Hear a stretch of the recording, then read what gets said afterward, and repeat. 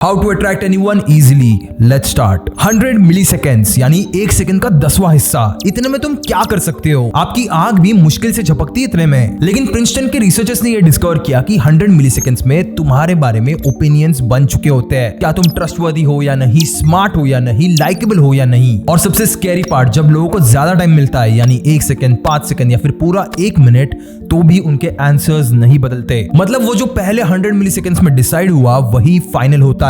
लेकिन रुको, अगर सब कुछ 100 मिलीसेकेंड्स में ही डिसाइड हो जाता है तो वो लोग कैसे जीत रहे हैं जो दिखने में एवरेज है, जिनके पास कोई स्पेशल टैलेंट नहीं है? लेकिन फिर भी लोग ऐसे लोगों के पीछे क्यों चले जाते हैं? क्योंकि अट्रैक्शन वो नहीं है जो तुम सोच रहे हो। तुम्हारे स्कूल में, ग्रुप में, ऑनलाइन, हर जगह अट्रैक्शन लुक्स का है ही नहीं। अगर ये इस तरीके से होता तो दुनिया के सबसे गुड लुकिंग लोगों की डेटिंग लाइफ एकदम परफेक्ट होती।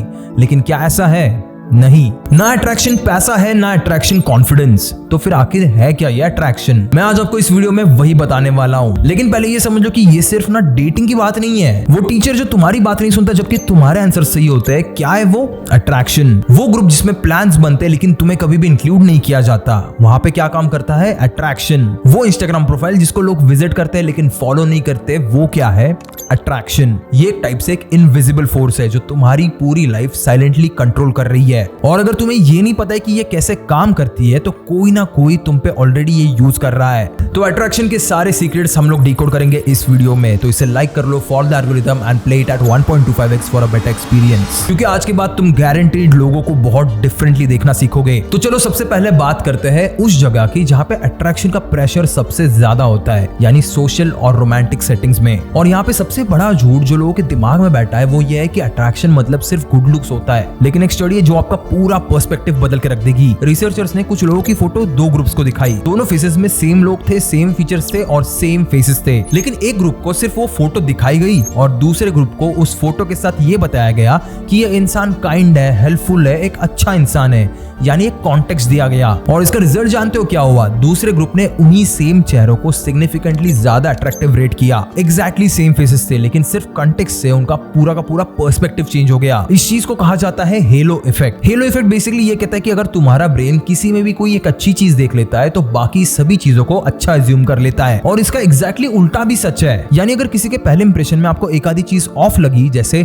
आई कांटेक्ट नहीं बना रहा या फिर एनर्जी लो है, तो तुम्हारा ब्रेन डिसाइड कर लेता है कि ये बंदा बोरिंग है। एक टाइप से ये बंदा इनकॉम्पिटेंट है, मेरे टाइम के वर्थ नहीं है। आप उनकी बातें सुनने के लिए 1 सेकंड रुकोगे भी नहीं। मतलब इस सिंपल चीज को समझो, तुम्हारा ब्रेन सामने वाले के ब्रेन को सबकॉन्शियसली एक सिग्नल दे रहा है, वो भी हर सेकंड। अब ये चीज कंप्लीटली तुम्हारे हाथ में है। तुम ये डिसाइड कर सकते हो कि तुम क्या सिग्नल देना चाहते हो।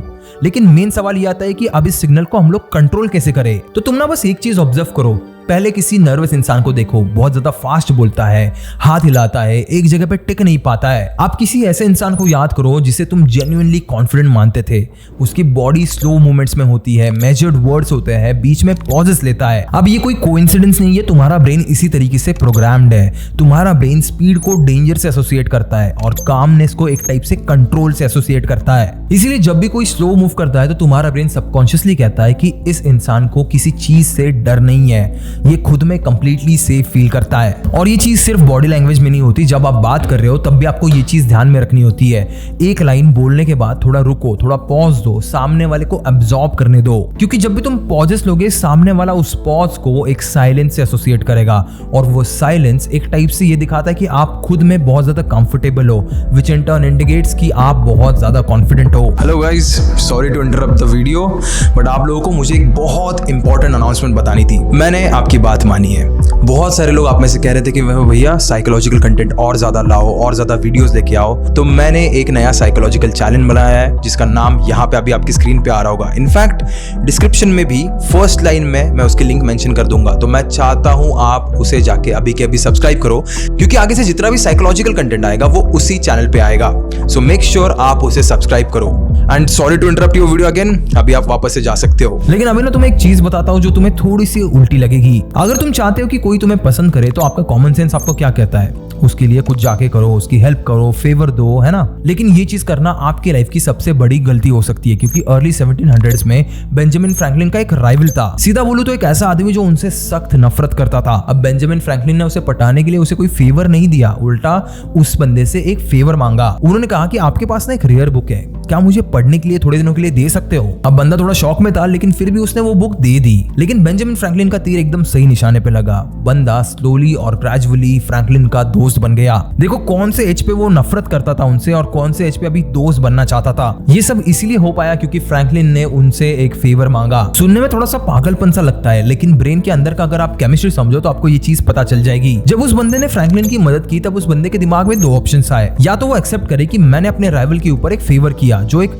अनकंफर्टेबल ट्रुथ था, या फिर ये डिसाइड करे कि नहीं मुझे तो ये इंसान थोड़ा बहुत एक्चुअली पसंद है, तभी तो मैंने इनकी शायद हेल्प की। अब आपका ब्रेन क्या करता है, यहाँ पे हमेशा अनकंफर्टेबल चीजों को वो अवॉइड करता है, इसीलिए ब्रेन ने इजी ऑप्शन चुना और अपनी फीलिंग्स बदल दी। इसको साइकोलॉजी में कॉग्निटिव डिसोनेंस कहते हैं। देखो जब भी तुम्हारे एक्शंस और बिलीव्स मैच नहीं करते तो तुम्हारा ब्रेन बिलीव्स को ही मॉडिफाई कर देता है एक्शंस को मैच करने के लिए। तो अगर मैं प्रैक्टिकली बात करूं तो इसका एप्लीकेशन बड़ा सिंपल है। किसी से भी एकदम छोटा सा फेवर मांगो कि यार ये बुक रेकमेंड करना, मैं कौन सी पढूं, फिर भाई एक अच्छी कॉफी शॉप बता जहां पे मैं जा सकूं। अगर आपको किसी से भी दोस्ती डेवलप करनी है तो these are one of the best conversation starters. तुम यहाँ पे बेसिकली सामने वाले को फोर्स कर रहे हो तुम में इन्वेस्ट करने के लिए। अब ये समझने के बाद एक और चीज आती है विच इज वैलिडेशन। अब वैलिडेशन आपके ब्रेन की वायरिंग का एक हिस्सा है। देखो हर एक इंसान ना एक लेवल पे डेस्परेटली चाहता है कि कोई ना कोई उसकी बात सुने, कोई उसे सीरियसली ले, कोई उसे फील कराए कि भाई तेरी बात भी मैटर करती है। और मेजोरिटी लोग कन्वर्सेशन में ये करते ही नहीं। मेजोरिटी लोग बस इस चीज का वेट कर रहे होते हैं कि कब सामने वाला चुप हो जाए और मैं अपनी बात बोलूं। तो तुम्हें अगर इसे प्रैक्टिकली इंप्लीमेंट करना है तो तुम्हें क्या करना है, बस 3 शब्द याद रखने हैं। पहला है फिर, दूसरा है क्या और तीसरा है हुआ। फिर क्या हुआ। मान लो अगर कोई तुम्हें कुछ बता रहा है, कोई स्टोरी शेयर कर रहा है तो बीच में बस बोल दो फिर क्या हुआ। बस ये 3 शब्द में तुम सामने वाले को ये सिग्नल करते हो कि मैं तुम्हारी दुनिया में जेन्युइनली इंटरेस्टेड हूँ, मुझे एक्चुअली में इस चीज में इंटरेस्टेड है कि तुम क्या बता रहे हो। और वो जो फीलिंग होती है ना कि किसी को मेरी बात को सुनने में सच्चे दिल से इंटरेस्ट है, वो फीलिंग बड़ी ज्यादा एडिक्टिव होती है। सामने वाला इंसान तुम्हारी तरफ बार बार खिंचा चला आएगा क्योंकि तुम उसे वो चीज दे रहे हो जो उसे कोई और नहीं दे रहा। तो अब तक तुम लोगों ने देखा कि सोशल सेटिंग्स में अट्रैक्शन कैसे काम करती है, लेकिन एक और दुनिया है जहाँ पे रूल्स कंप्लीटली बदल जाते हैं। मैं ना आपको एग्जांपल से बताता हूँ। तुम्हारे ग्रुप में कोई ना कोई एक ऐसा लड़का या फिर लड़की जरूर होंगे जिसको सब पसंद करते हैं, टीचर्स, फ्रेंड्स, सीनियर्स, सब लोग। और ना तुम दूसरी तरफ बैठे बैठे ये देख रहे हो कि वो बंदा कुछ स्पेशल नहीं कर रहा, ना सबसे फनी है, ना सबसे स्मार्ट है, ना सबसे अच्छा दिखता है, लेकिन शायद किसी रीजन से जब वो बोलता है तो लोग उसे सुनते हैं। या फिर जब वो ग्रुप में आता है तब पूरी की पूरे ग्रुप की एनर्जी बदल जाती है। और जब भी कोई टीम्स बनती है, प्रोजेक्ट्स होते हैं या फिर कोई प्लान बनता है तो उसका नाम सबसे पहले आता है। और दूसरी तरफ आते हो तुम वही इंसान हो जो सब कुछ सही कर रहा है, पढ़ाई, बिहेवियर, सब कुछ, लेकिन फिर भी एक टाइप से तुम सबके लिए इनविजिबल हो। देखो मैं जानता हूँ कि ये फीलिंग बहुत ज्यादा फ्रस्ट्रेटिंग है क्योंकि शायद तुम्हें ऐसा लगने लगा है कि तुम में कुछ गलती है, लेकिन मैं यहाँ पे कहूंगा कि गलती तुम्हारी नहीं है। तुम्हें बस एक चीज सिखाई नहीं गई है और वो चीज है परसीव्ड वैल्यू। परसीव्ड वैल्यू यानी सिंपल लैंग्वेज में लोग तुम्हें कितना इंपॉर्टेंट समझते हैं। देखो इस चीज को ध्यान से समझो, तुम खुद को कितना इंपॉर्टेंट समझते हो ये नहीं,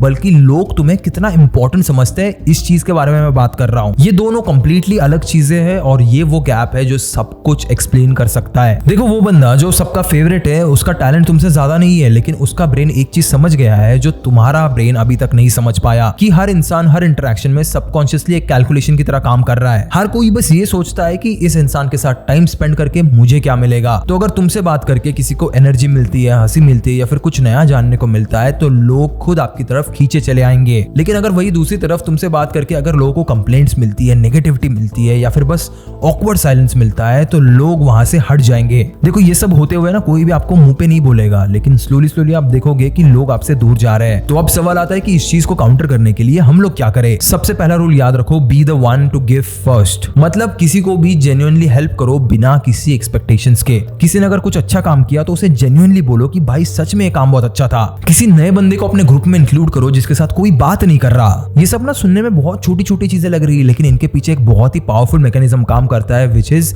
लॉ ऑफ रेसिप्रोसिटी। जब भी तुम किसी को बिना किसी रीजन के कुछ देते हो तो उसके ब्रेन में एक इनविजिबल डेप्थ बनता है। मतलब वो कभी कॉन्शियसली नहीं सोचेगा कि मुझे इसका फेवर रिटर्न करना है, लेकिन सबकॉन्शियसली उसका ब्रेन इस चीज को रजिस्टर कर लेगा। उसका ब्रेन इस बात को रजिस्टर कर लेगा कि ये इंसान मेरे लिए वैल्यूएबल है, इससे मैं दूर नहीं जा सकता। और फिर इस चीज को करने के बाद वही चीज होती है जो आप हमेशा से चाहते थे। सब लोग आपके साथ बात करते हैं, सब जगह पे आपका नाम आता है, हर जगह पे आपको इंक्लूड किया जाता है। लेकिन यहाँ पे एक बहुत बड़ी गलती है जो ऑलमोस्ट सब लोग करते हैं, आप भी करोगे और मैंने भी की थी। देखो हम लोगों में से ना बहुत सारे लोगों ने ये एडवाइस सुनी होगी कि वल्नरेबल बनो, बनो, रियल बनो, अपनी प्रॉब्लम शेयर करो। और ये एडवाइस गलत नहीं है, क्योंकि जब भी तुम किसी के सामने रियल होते हो तो ट्रस्ट बनता है, लेकिन इसमें एक फाइन लाइन का डिफरेंस होता है, और उस फाइन लाइन के डिफरेंस की वजह से अट्रैक्शन रिपल्शन में कन्वर्ट हो सकता है। आपको दो वर्ड्स का डिफरेंस समझना पड़ेगा, पहला है स्कार और दूसरा है वुंड। स्कार यानी आपके साथ कुछ बुरा हुआ था, अब आप उससे गुजर चुके हो और अब आप कामली उसके बारे में बात कर सकते हो। आप ये चीज बोल पा रहे हो कि हाँ भाई मेरे साथ ये हुआ था, बहुत मुश्किल था, लेकिन अब मैं ठीक हूँ। जब भी आप ऐसी चीज कहोगे ना तो सामने वाले के मन में आपके लिए बहुत रिस्पेक्ट आएगी। लेकिन वही दूसरी तरफ आता है वुंड, यानी तुम अभी भी उसी दर्द में हो और तुम अपनी हर कन्वर्सेशन में वही सेम दर्द सामने वाले पे फेंक रहे हो। यानी तुम्हारी बातें हमेशा ऐसी होती है कि यार सब खराब है, कुछ ठीक नहीं चल रहा, कोई मुझे नहीं समझता। देखो पहली बार सामने वाला सुनेगा, दूसरी बार सिंपैथाइज करेगा, लेकिन तीसरी बार से वो आपको अवॉइड करने लगेगा। फिर चाहे वो आपका बेस्ट फ्रेंड ही क्यों ना हो, वो आपसे जरूर दूर भागेगा, क्योंकि कोई भी इंसान एक ऐसे इंसान के साथ नहीं रहना चाहता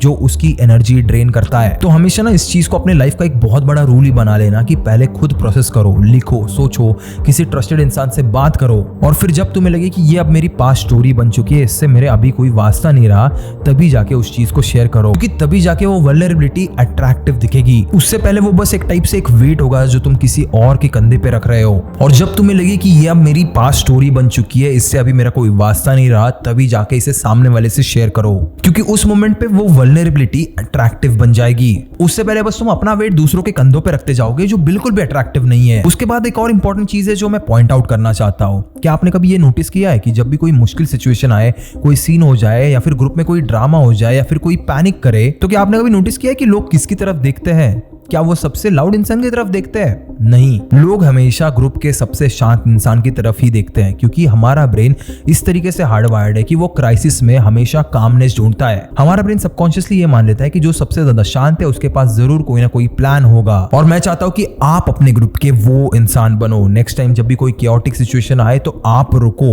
3 सेकंड के लिए रुको, बस चुप रहो, शांत रहो और फिर बोलो। याद रखना, वो 3 सेकंड का साइलेंस तुम्हें उस रूम का सबसे पावरफुल इंसान बना देगा। और ये चीज मैं चाहता हूं कि आप लाइफ टाइम याद रखो। 2 साल बाद जब आप इंटरव्यू में जाओगे, कॉलेजेस में जाओगे, किसी भी ग्रुप डिस्कशन में जाओगे या फिर लाइफ के किसी भी हाई प्रेशर मोमेंट में, इस चीज को याद रखना है कि बस 3 सेकंड के लिए आपको शांत रहना है, क्योंकि वो 3 सेकंड ही रहेंगे जो आपका सब कुछ डिसाइड करेंगे। तो अब तक हमने सोशल एंड ग्रुप डायनामिक्स देख लिए है, लेकिन एक और टाइप का अट्रैक्शन है जो इन दोनों से बिल्कुल अलग है। लेकिन अब हम लोग बात करने वाले एक ऐसे टाइप के अट्रैक्शन की जो बहुत रेयर होता है, विच इज इंटेलेक्चुअल अट्रैक्शन। तो मुझे एक चीज बताओ कि क्या तुम्हारे साथ कभी ऐसा हुआ है कि आप किसी से रैंडमली बात कर रहे हो, मे बी बस में, ट्यूशन में या फिर किसी गैदरिंग में, और अचानक से आपको पता चले कि वो इंसान भी वही एनिमे या फिर सीरीज दिखता है जो तुम देखते हो, या फिर वही गेम खेलता है जो तुम खेलते हो। जरा ना अपने दिमाग को रिवाइंड करके याद करो कि क्या होता है एग्जैक्टली उस मोमेंट में। 2 मिनट्स पहले आप अजनबी थे और 2 मिनट के बाद आप ऐसे बात कर रहे हो जैसे सालों से एक दूसरे को जानते हो। और जितना भी सारा वो बीच का प्रोसेस होता है ना, जैसे ट्रस्ट बनाना, ऑकवर्डनेस तोड़ना, कंफर्टेबल होना, सब कुछ स्किप हो जाता है। अब इस चीज को समझो कि ये ना किसी भी टाइप का जादू नहीं है, बेसिकली तुम्हारा ब्रेन एक शॉर्टकट ले रहा है और इसके पीछे एक सिंपल कंसेप्ट काम करता है, which is similarity attraction effect. और इसका अगर मैकेनिज्म तुम लोग सुनोगे तो आपको बहुत मजा आएगा। तुम्हारा ब्रेन ये बिलीव करता है कि तुम्हारे ब्रेन के अंदर एक कोर है, तुम्हारी आइडेंटिटी, तुम्हारा असली मैं, जो बेसिकली ये डिफाइन करता है कि तुम आखिर हो कौन।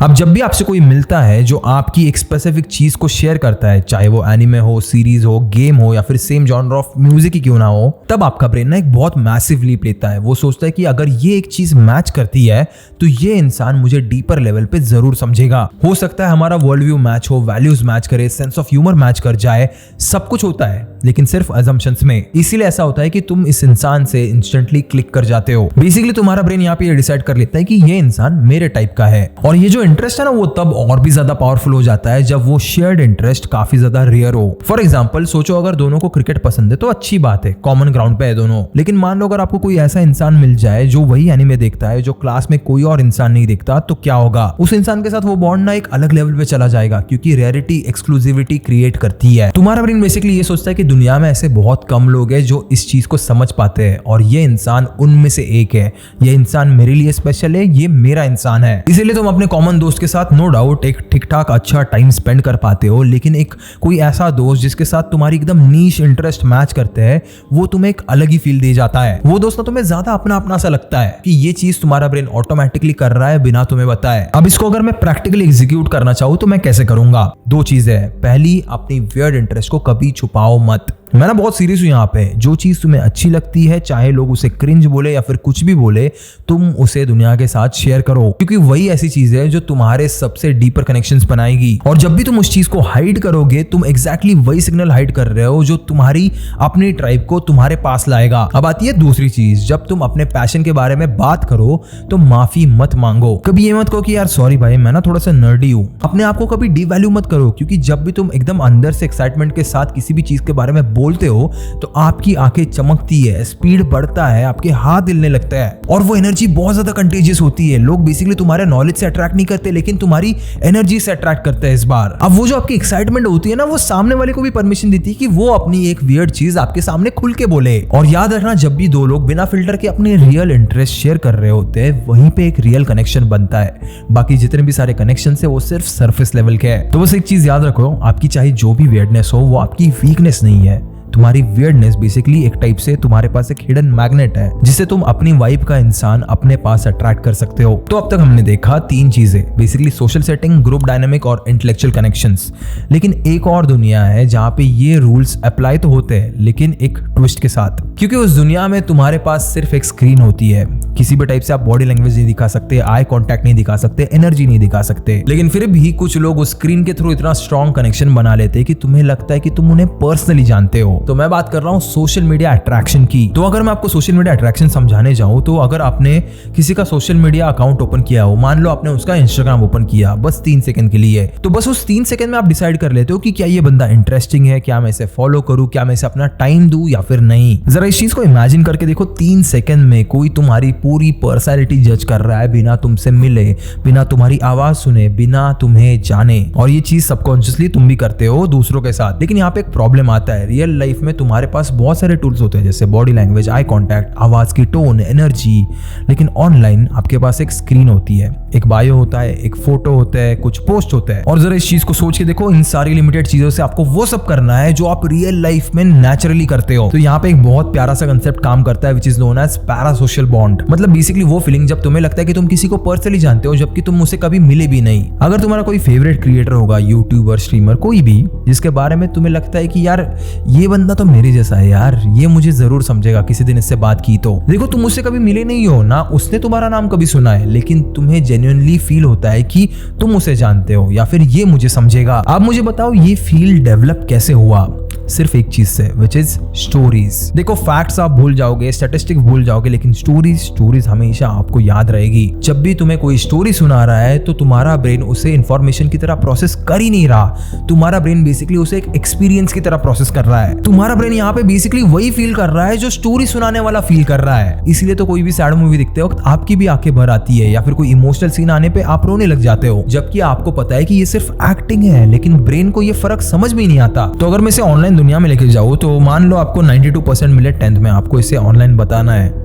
तो अगर आपने ऐसा लिख दिया कि क्लास 10 में 92% ना आए, तो कोई किसी को कुछ फील नहीं होने वाला। लेकिन अगर आप इसे बस मॉडिफाई करके ऐसे लिखो कि रिजल्ट वाले दिन हाथ कांप रहे थे भाई, वेबसाइट क्रैश हो गई थी, पापा बगल में खड़े थे, एक वर्ड नहीं बोल रहे थे, लेकिन जब फाइनली पेज खुला और नंबर्स देखे तो सब धुंधला हो गया, क्योंकि भाई आंखों में पानी आ गया था। मुझे एक चीज बताओ, दोनों एग्जांपल में ना मैं इन्फॉर्मेशन दे रहा था, लेकिन एक में वो बस फैक्ट लग रहे थे और दूसरे में एक टाइप से एक एक्सपीरियंस लग रहे थे। आपको बस एग्जैक्टली यही चीज तो करनी है। जब भी आप सोशल मीडिया पे कुछ भी शेयर कर रहे हो, तो एक कहानी बनाओ, चाहे वो फोटो से बना रहे हो, चाहे टेक्स्ट से बना रहे हो, या फिर स्टोरी में बना रहे हो, किसी भी चीज से आप एक कहानी आराम से बना सकते हो। और एक चीज जो ऑनलाइन दुनिया में सबसे ज्यादा इंपॉर्टेंट होती है, दैट इज ऑथेंटिसिटी। लेकिन इसका मतलब ये नहीं कि तुम रोज सुबह उठ के अपनी पूरी जिंदगी इंटरनेट पे डालो। वो स्कार वर्सेस वुंड वाला कंसेप्ट याद है आपको? वो यहाँ पे भी अप्लाई हो सकता है। यानी उन्हीं चीजों को शेयर करो जिन्हें आप प्रोसेस कर चुके हो, तुम्हारी जर्नीज, तुम्हारे स्ट्रगल, तुम्हारे फेलियर, इन सारी चीजों को आप ऑनलाइन एक स्टोरी के फॉर्म में शेयर कर सकते हो। देखो, ऑनलाइन दुनिया में ना ट्रस्ट सबसे बड़ी करेंसी होती है, और ट्रस्ट तभी बिल्ड हो पाता है जब सामने वाले को ये फील हो कि सामने बैठा हुआ इंसान रियल है, किसी भी टाइप का इसने परफेक्शनिज्म वाला फिल्टर नहीं लगाया है। और ऑनेस्टली कहूँ तो इस जनरेशन में ना ये चीज सबसे ज्यादा रेयर है। सब लोग यहाँ पे परफेक्ट दिखना चाहते हैं, सबको अपना बेस्ट वर्जन प्रोजेक्ट करना है, और इन सब में अगर कोई जेन्युइनली रियल इंसान मिलता है ना, इम्परफेक्शन के साथ, ऑनेस्टी के साथ,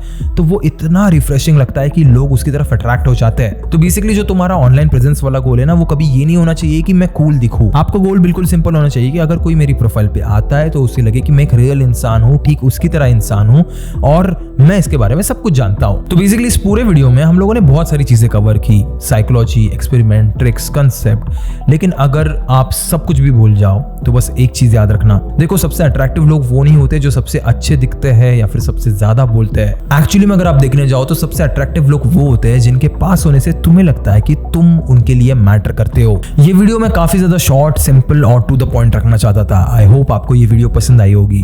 मैं मिलूंगा आपको ऐसी अगली वीडियो में एक और इंटरेस्टिंग टॉपिक के साथ। तब तक के लिए keep hustling, keep learning and as always keep inspiring.